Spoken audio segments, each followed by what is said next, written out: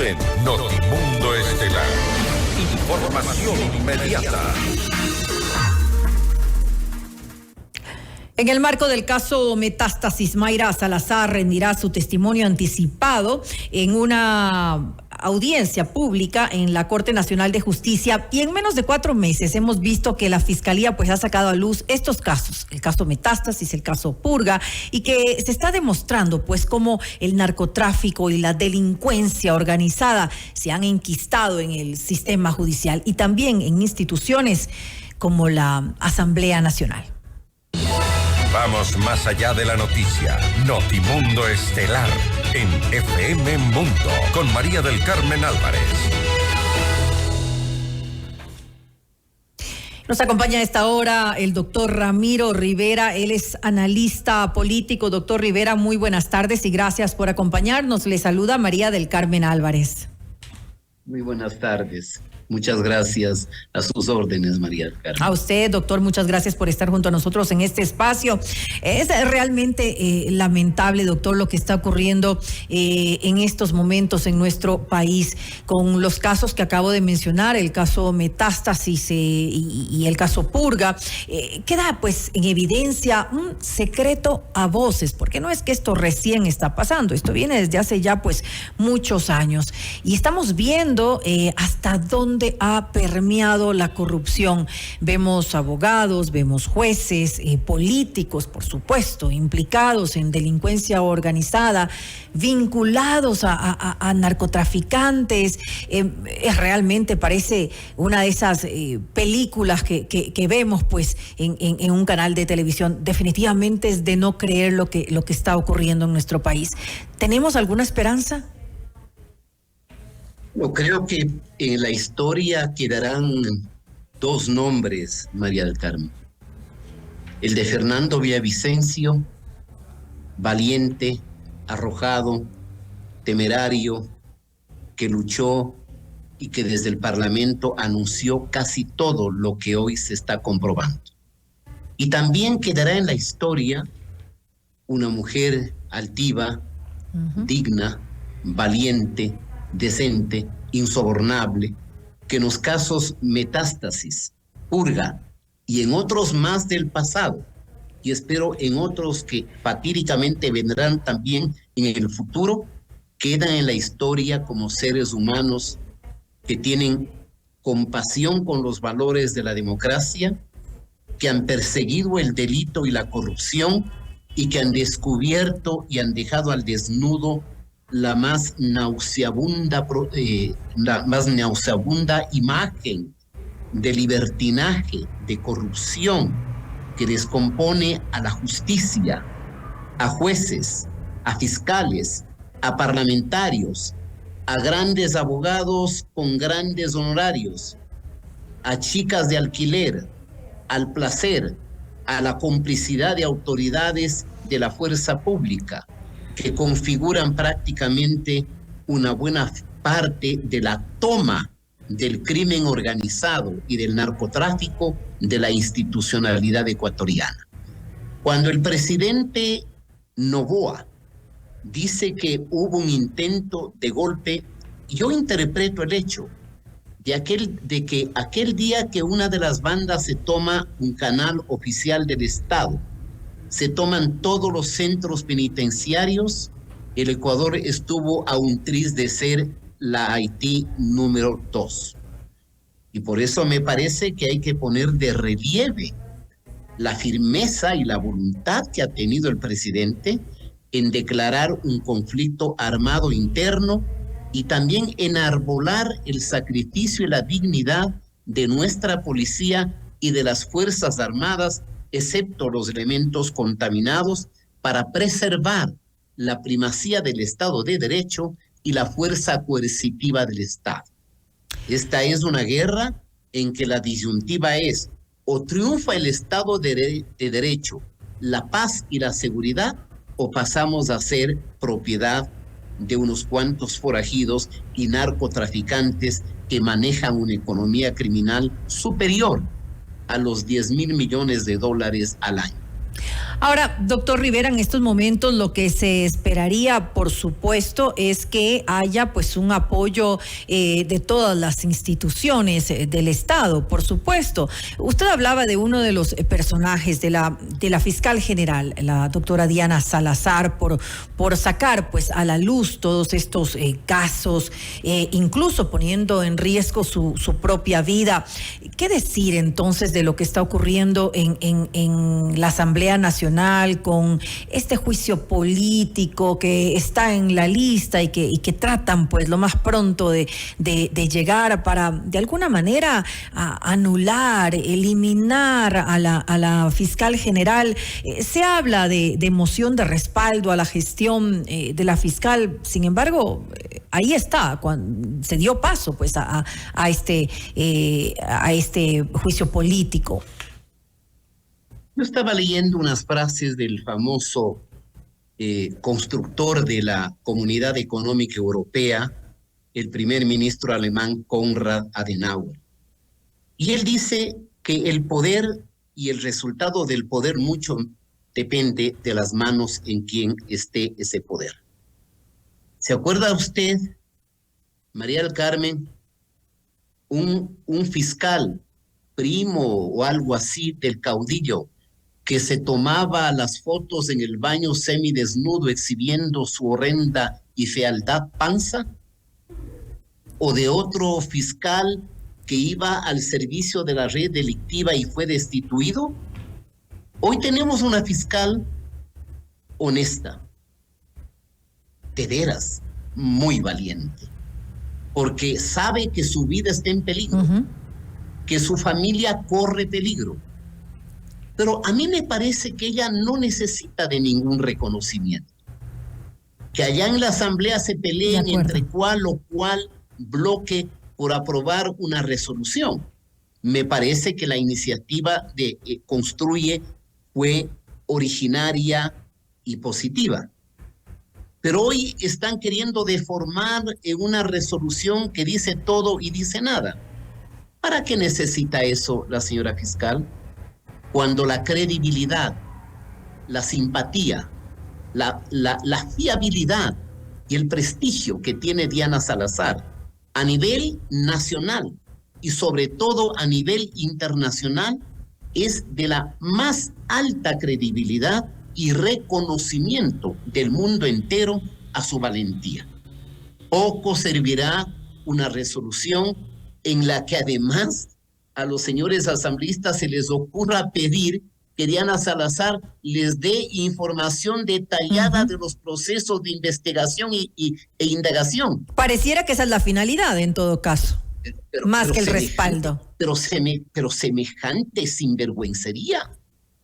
Cuando si bien ya no está el Boy Scout, el famoso ruso, el señor Aliaga, parte de las bandas criminales en el Parlamento, y ahora está cerca del expresidente fugitivo de la justicia, la fiscal no puede proporcionar información de sus indagaciones, porque lo que va a pasar es que hay más de un parlamentario o parlamentaria, amigo o amigas de las mafias, que lo único que van a hacer es alertarlas de las investigaciones.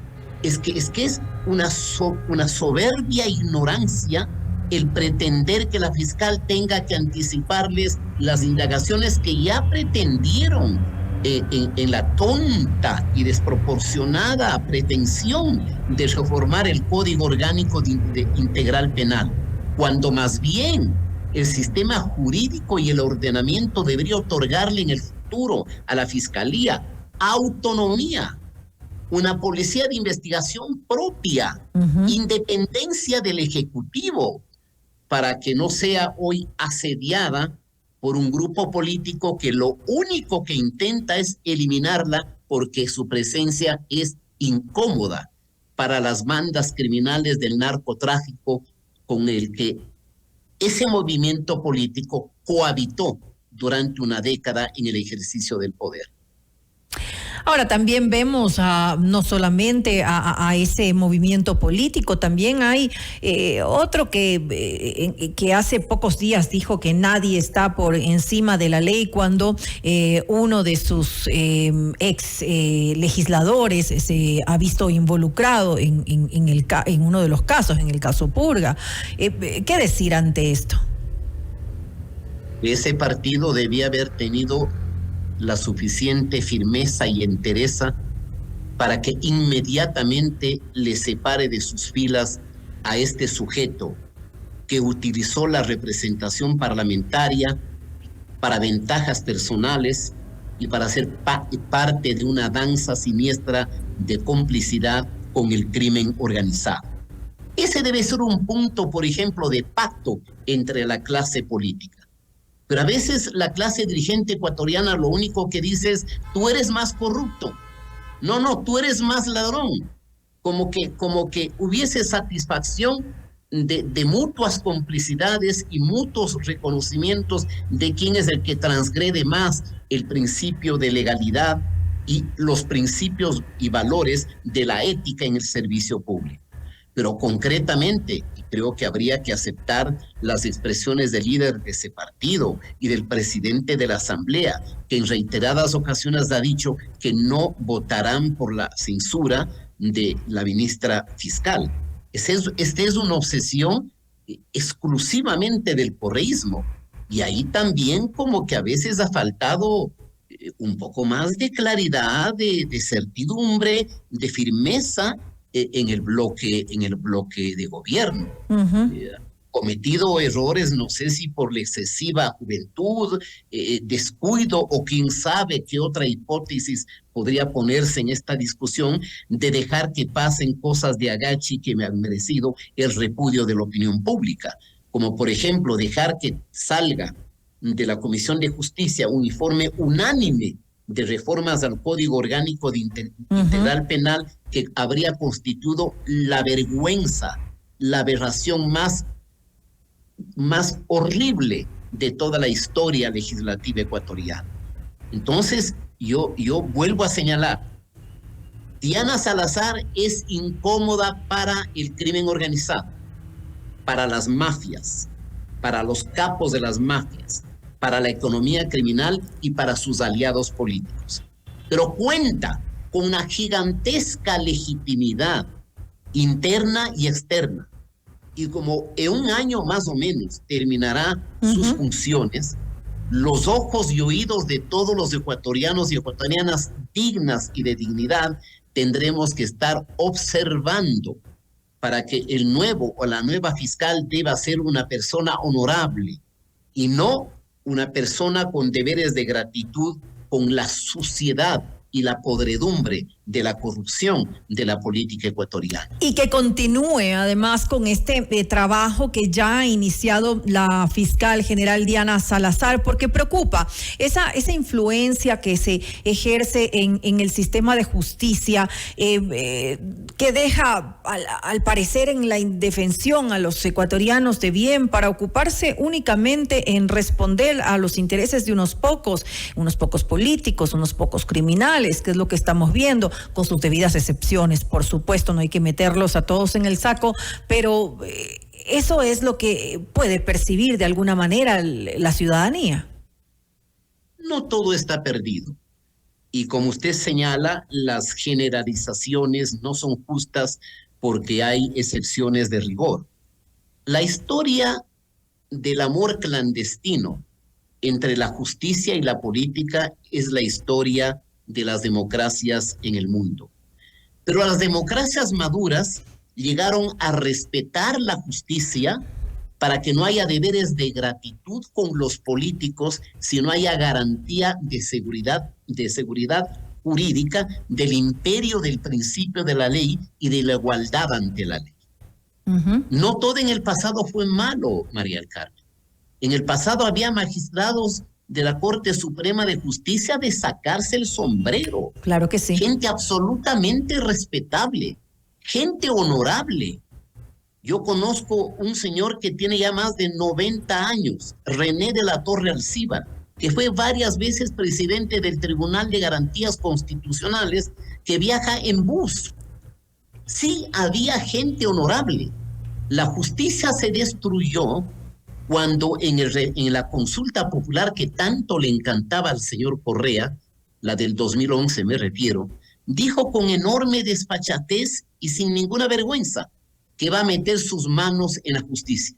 Y le puso a quien había sido su secretario particular y su ministro de Justicia, un sujeto de apellido Yalc, para que maneje la justicia. Y una de las tesoreras del esquema de corrupción había emitido una lista diciendo: estos son los jueces que serán confiables, que eran los pícaros, los que no tenían probidad, los que tenían deberes de gratitud política. Y había otra lista que decía: estos son los desconfiables, que era precisamente la gente honorable y la gente honesta. Caímos en la trampa de un país ingenuo que se enamoró de una constitución fallida, farsante, elaborada por los españoles, que dibujó el modelo del socialismo del siglo XXI y que no era sino modelo para un caudillo que se creía jefe de todos los poderes del Estado, como alguna vez el señor Correa lo decía. Él se comparaba con un rey del absolutismo de la época medieval. Entonces, hay mucho por reconstruir de manera institucional al Ecuador. Y también una parte de responsabilidad tienen los electores, porque los elegidos no caen del cielo. Son los ciudadanos los que les ponen a los elegidos en donde ostentan una representación a veces inauténtica y falsa. Usted habla... De manera que aquí hay responsabilidades compartidas. Compartidas sin lugar a dudas. Y usted toca un buen punto. Estamos hablando de la responsabilidad que tenemos los ciudadanos en ese momento, cuando damos nuestro voto, cuando depositamos nuestra confianza o cuando simplemente lo hacemos de forma automática por una u otra razón.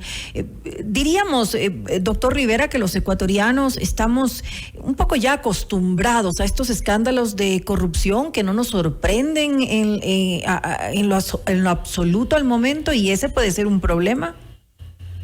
La corrupción es una peste que inunda gran parte del mundo.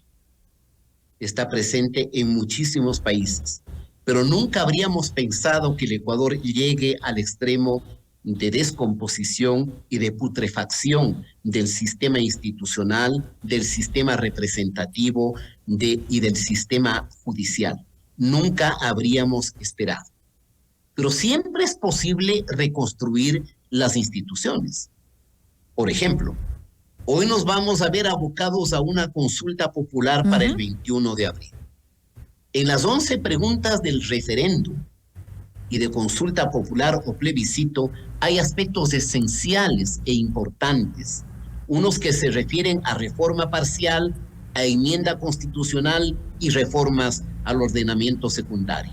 Los parlamentarios dicen, correístas sobre todo, no, es desperdicio de tiempo, es innecesario, es por la vanidad. No, señores.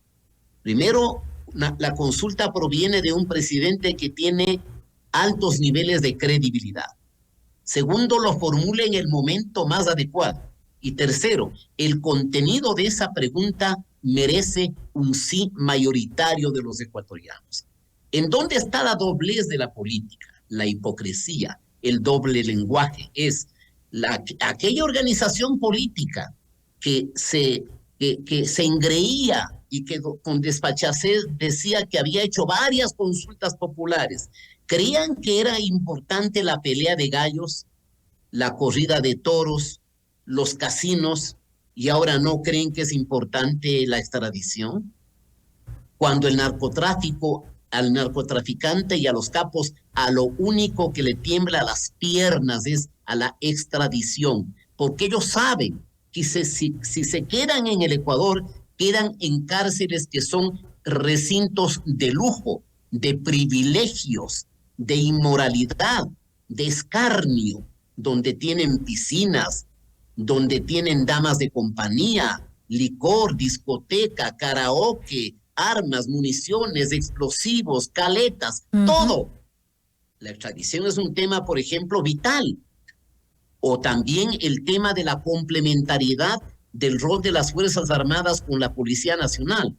Es importante, porque la amenaza del mundo hoy para los países no son los vecinos. El fenómeno de la globalización hace que las amenazas sean planetarias, que es el terrorismo, el narcotráfico, la trata de blancas, la trata de niños, la venta de órganos, el tráfico de municiones, el tráfico de explosivos, de armas y de todo lo peor que la humanidad puede soportar. Si el problema es planetario y el problema es transnacional, la solución también tiene que ser una estrategia transnacional con aliados que le sirvan al Ecuador. Por ejemplo, es muy buena la cooperación con Estados Unidos, es muy buena la cooperación con la Unión Europea o con Israel, mientras el caudillo durante los 10 años hizo luna de miel con los malos de la película, con Bielorrusia, con Rusia, con Irán, es decir, con gobiernos dictatoriales y cómplices con el fenómeno del narcotráfico internacional. Ahora, la consulta popular, si bien no va a ser la solución al problema, de alguna manera usted bien lo ha dicho, son acciones importantes para hacer frente a esta situación.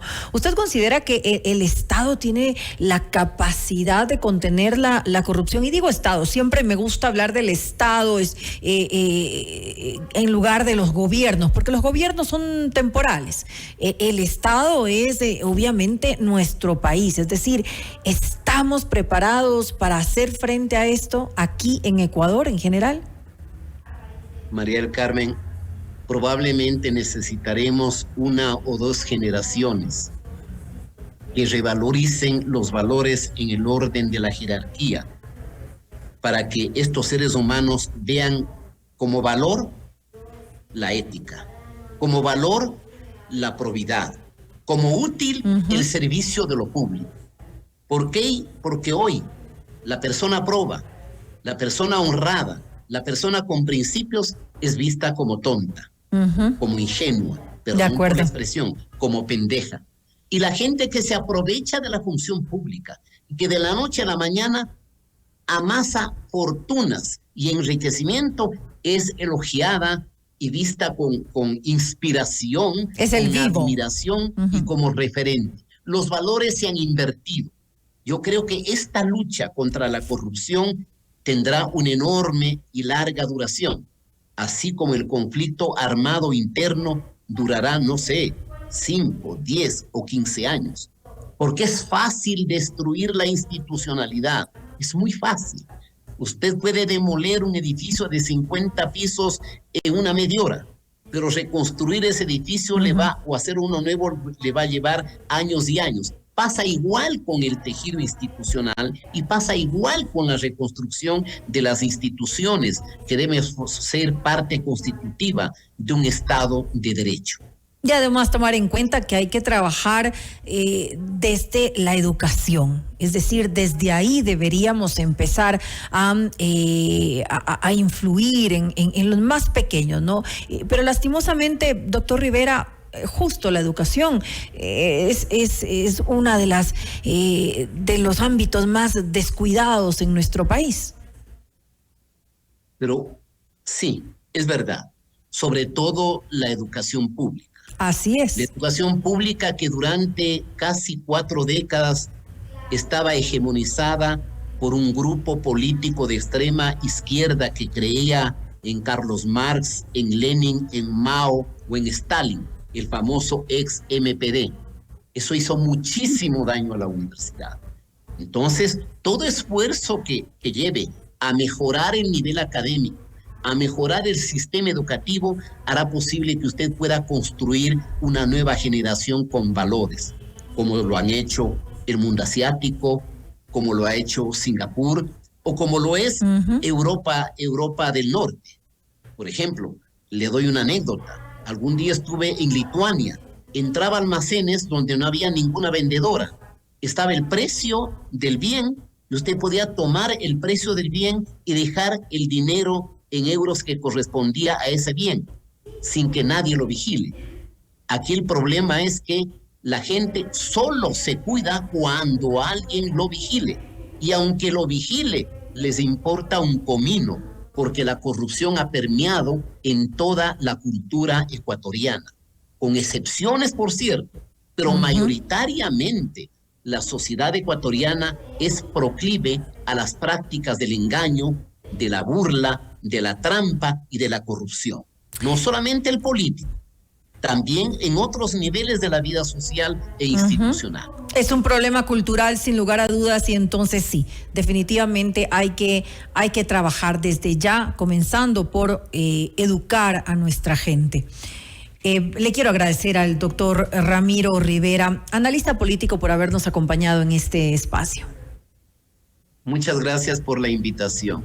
A usted, una muy buena noche. Noticias, entrevistas, análisis e información inmediata.